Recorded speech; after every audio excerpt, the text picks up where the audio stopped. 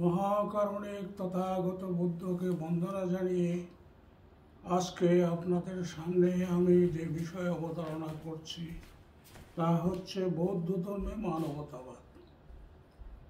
এই মানবতাবাদ বর্তমান যুগের একটি অতি আলোচিত বিষয়।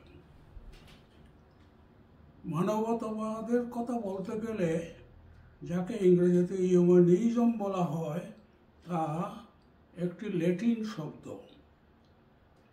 প্রাচীন প্যাগান সাহিত্য সাংস্কৃতিক অনুশীলন বোঝাতো এর দ্বারা। 1600 শতাব্দীর রেনেসাঁর সময় মানবতাবাদ শব্দটি প্রথম ব্যবহৃত হয়েছিল। তখন মধ্যযুগে হারিয়ে যাওয়া প্রাচীন গ্রিক ল্যাটিন জ্ঞান সাহিত্য ঐতিহ্যকে বোঝাতো এটা দ্বারা। অন্যদিকে তখন মানবতাবাদী বলতে আবার বিজ্ঞানের প্রতিপক্ষ হিসাবে সাহিত্য শিল্প সংস্কৃতির চর্চাকারীকে বোঝাতো।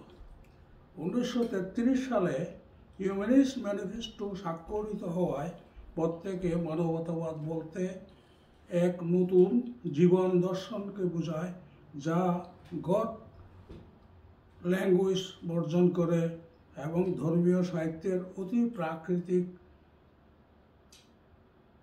উপাদানকে বর্জন করত। আজকে মানবতাবাদ অনেক দূর বিকাশ লাভ করেছে। আজকে মানবতাবাদ বলতে একটি মানব কেন্দ্রিক জীবন দর্শনকে বোঝায়। মানবতাবাদীরা এটি বিশ্বাস করে না যে মানুষকে ঈশ্বর বা কোনো অতি প্রাকৃতিক শক্তি সৃষ্টি করেছেন তার আদেশ নির্দেশ প্রতিপালন করার জন্য। ঈশ্বর ভালো কাজের পুরস্কার এবং খারাপ কাজের শাস্তি দেবেন তা বিশ্বাস করেন না। মানুষের সমস্যা সমাধান ঈশ্বরের কোনো হাত নেই, প্রয়োজন নেই। খ্রিস্ট জন্মের 450 বছর আগে পাশ্চাত্য মানুষেরা প্রোটাগরাসকে মানবতাবাদের জনক বলে মনে করতেন, কিন্তু প্রকৃতপক্ষে খ্রিস্টপূর্ব 623 বছর আগে ভারতবর্ষের গৌতম বুদ্ধ সর্বপ্রথম মানবতাবাদের জনক বলে প্রতীয়মান হয়। আজ থেকে 2500 বছর আগে বুদ্ধ যখন কোনো অন্তর্বাসী রোম বা ধাঙড়ের মাথায় হাত দিয়ে অভয় প্রদান করেন অথবা শ্মশানে নিক্ষিপ্ত কোনো অনাথ শিশু যজ্ঞে বলি দিতে আনা পশুকে মুক্ত করেন, তখন বিশ্বের কোথাও মানবতাবাদের শব্দটিও প্রচলন হয়নি। বৌদ্ধ ধর্মের সূচনা বা সৃষ্টি হয়েছে মানবতাবাদের মধ্য দিয়ে। রাজকুমার গৌতমের মনে যখন প্রথম যৌবনে বৃদ্ধ আথুর মৃত সন্ন্যাসী জগতের পরিণতির মর্মবেদনা জীবের সর্বাঙ্গীন মঙ্গলের কথা জাগ্রত হয়, তা তাকে মুক্ত আন্দোলনের দিকে টেনে নেয়। তৎকালীন সমাজের প্রচলিত পশু ও নরবলি, ধর্মের নামে শোষণ, অত্যাচার, কিছুর জাতিভেদ প্রথা, দাস প্রথা, ব্যভিচারের বিরুদ্ধে বুদ্ধের দ্রোহ মানবতাবাদের শ্রেষ্ঠ প্রকাশ। মানবিক সাধনার চরম দৃষ্টান্ত বৌদ্ধ জীবন এবং বৌদ্ধিক আচরণ, বুদ্ধের প্রচলিত শীল আচরণ ধর্ম ইত্যাদি সূত্রপিটকের দীর্ঘনিকায়ের শিলখণ্ডে তেবিজ্য সূত্রের মধ্যে বৌদ্ধ দর্শনে মানবতাবাদের প্রত্যয় প্রমাণ মিলে। বৌদ্ধ ধর্মের প্রচার প্রসারে কোথাও এক বিন্দু রক্তপাত করতে হয়নি। শুধু মানুষ নয়, প্রাণীদের সুরক্ষার জন্য বৌদ্ধ রাজন্যবর্গ এবং বৌদ্ধরা সচেষ্ট থাকেন। মৈত্রী ভাবনার দ্বারা বৌদ্ধরা সকল প্রাণীর মঙ্গল চিন্তা করেন।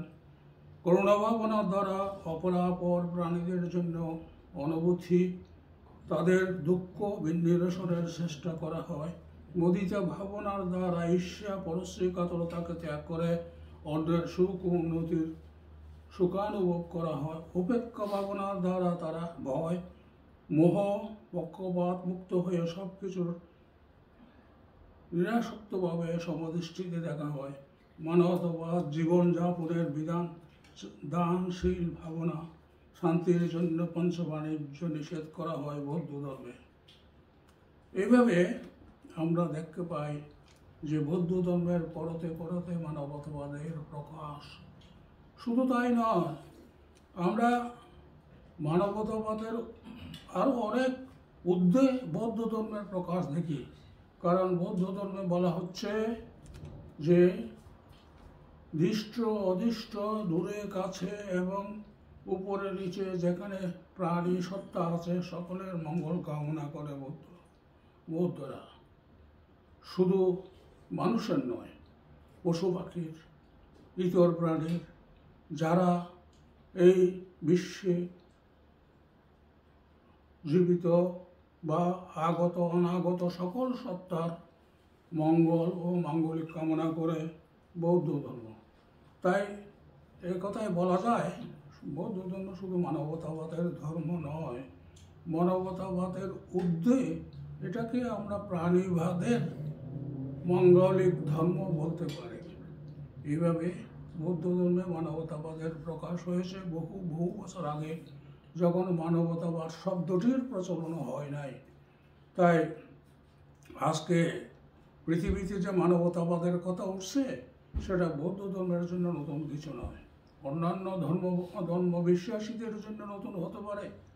যেখানে মানবতাবাদের লঙ্ঘন হচ্ছে প্রতি মুহূর্তে, যেখানে ধর্মের নামে পশু বলি দেওয়া হচ্ছে, সেখানে বৌদ্ধ ধর্ম পশু রক্ষার জন্য, প্রাণ রক্ষার জন্য, প্রাণ সংহারের জন্য নয়, সচেষ্টতাকে চেষ্টা করে। তাই বৌদ্ধ ধর্মের মানবতাবাদের প্রকাশ সবচেয়ে বেশি, এবং মানবতাবাদ হইল বৌদ্ধ ধর্মের সব কিছু সবচেয়ে বেশি। একদা বসুকে জিজ্ঞাসা করা হয়েছিল যে আপনার ধর্মে মানবতাবাদে হল অর্ধাংশ। বুদ্ধ বলেছিলেন তা না, অর্ধাংশ না, সম্পূর্ণ অংশই হচ্ছে বৌদ্ধ ধর্ম মানবতাবাদের প্রকাশ, এবং সেটাই হচ্ছে বৌদ্ধ ধর্ম। এইভাবে বৌদ্ধরা তাদের দৈনন্দিন জীবনে, ব্যক্তি জীবনে, জাতীয় জীবনে মানবতাবাদকে বেশি প্রাধান্য দিয়ে থাকে। বৌদ্ধ রাষ্ট্রগুলিতে সেই জন্যই মানবতাবাদের প্রকাশ দেখা যায়। সেই সুদূর অতীতে সম্রাট অশোকের সময় সম্রাট অশোক আমাদের প্রাণীর সুরক্ষার জন্য, চিকিৎসার জন্য পশু হাসপাতাল গড়েছিলেন।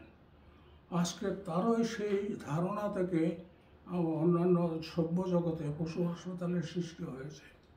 পশুদের রক্ষার জন্য তখন থেকেই চেষ্টা করা হতো রাষ্ট্রীয়ভাবে, এবং সেটাও একটা প্রাণীবাদ বা মানবতাবাদের অনেক উপরের জিনিস।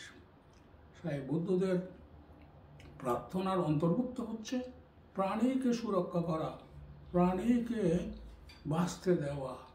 এই জন্যই মানবতাবাদ বৌদ্ধ ধর্মের একটি বিশেষ অংশ, এবং শুধু মানবতাবাদ নয়, প্রাণীবাদও এখানে বিশেষভাবে উল্লেখযোগ্য। এই জন্যই আমরা বলি বৌদ্ধ ধর্ম শুধু মানবতাবাদের ধর্ম নয়, সর্বপ্রাণীবাদের ধর্ম। তাই আজকে আমরা সকলে এই বৌদ্ধ ধর্মের প্রাণীবাদের কথা, মানবতাবাদের কথা পুনরায় উচ্চারণ করতে যাচ্ছি। তাই সবার প্রতি অনুরোধ রইল মানবতাবাদের প্রতি যেন আমরা সকলেই সচেতন থাকি। সব্বে সত্তা সুখিতা হন্তু। সাধু সাধু সাধু।